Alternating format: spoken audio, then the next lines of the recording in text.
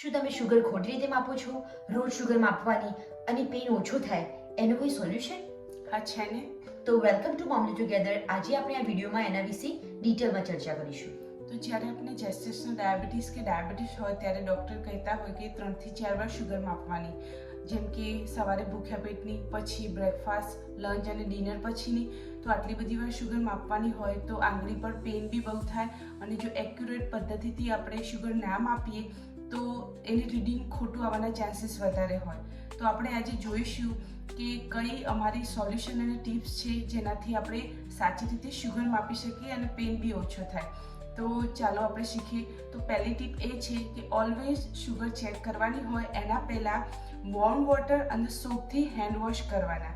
Warm વોટરથી કેમ કે blood circulation આંગળીનું વધી જાય, તો જ્યારે આપણે ફિંગર સ્ટિક કરીએ ત્યારે બ્લડ ડ્રોપ ઇઝીલી આવે. પ્લસ બીજી વસ્તુ, જ્યારે આપણે શુગર ચેક કરવાની હોય તો ફિંગર ટીપ ઉપર આપણે પ્રિક કરતા હોઈએ, પણ અત્યારે પેન ઓછો થાય એના માટે આપણે જે આ સાઈડની ફિંગર ટિપ્સ હોય એને પ્રિક કરી શકીએ, જેનાથી પેન લાંબા ટાઈમે ઓછો થાય.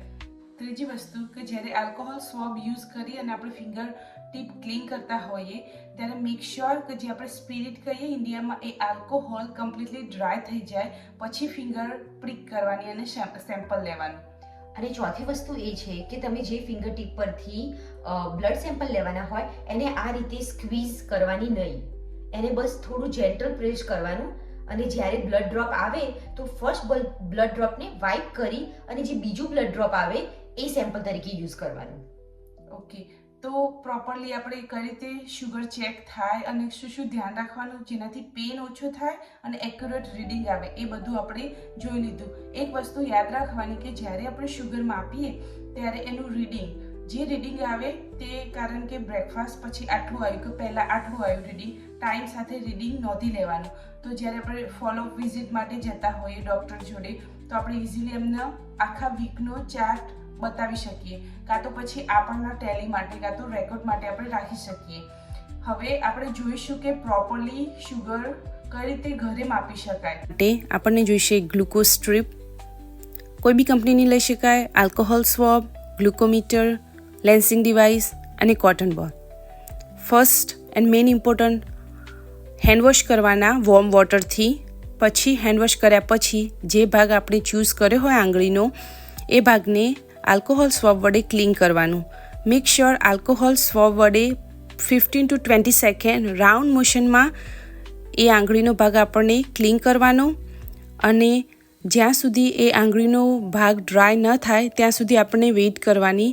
બિકોઝ કે જો આલ્કોહોલ હશે સ્કિન ઉપર તો રીડિંગ ખોટું આવી શકે. હવે જ્યારે આ આંગળી ડ્રાય થાય ત્યાં સુધી આપણે ગ્લુકોઝ સ્ટ્રીપ લઈ અને ગ્લુકોમીટરની અંદર આ રીતે ઇન્સર્ટ કરીશું. ગ્લુકોમીટરની અંદર ઇન્સર્ટ કરતી વખતે આપણે જોઈશું કે ગ્લુકોમીટર ટર્ન ઓન થઈ ગયું છે. હવે આપણે બ્લડ ડ્રોપ લેવા માટે લેન્સિંગ ડિવાઇસ લઈ અને સ્કિનની થિકનેસ પ્રમાણે 1 to 5 આપણે એને સેટ કરી દેવાનું. હવે જે ક્લીન ભાગ છે ત્યાં આપણે પ્રિક કરીશું. હવે જે બ્લડ ડ્રોપ આવે એમાં જે ફર્સ્ટ બ્લડ ડ્રોપને ઓલવેઝ વાઇપ કરી લેવાનું. બીજું બ્લડ ડ્રોપ આવે એ જે ક્લીન સેમ્પલ હશે, હવે એને આપણે ગ્લુકોઝ સ્ટ્રીપમાં લઈ અને રીડિંગ ચેક કરીશું. અહીંયા નોર્મલી 3 to 5 સેકન્ડનું વેઇટ હોય અને ગ્લુકોમીટર આપણને રીડિંગ બતાવે. હવે અહીંયા આપણું રીડિંગ આવ્યું છે 97. તો આ રીતે તમે ઘરે પ્રોપરલી શુગર ચેક કરી શકો છો.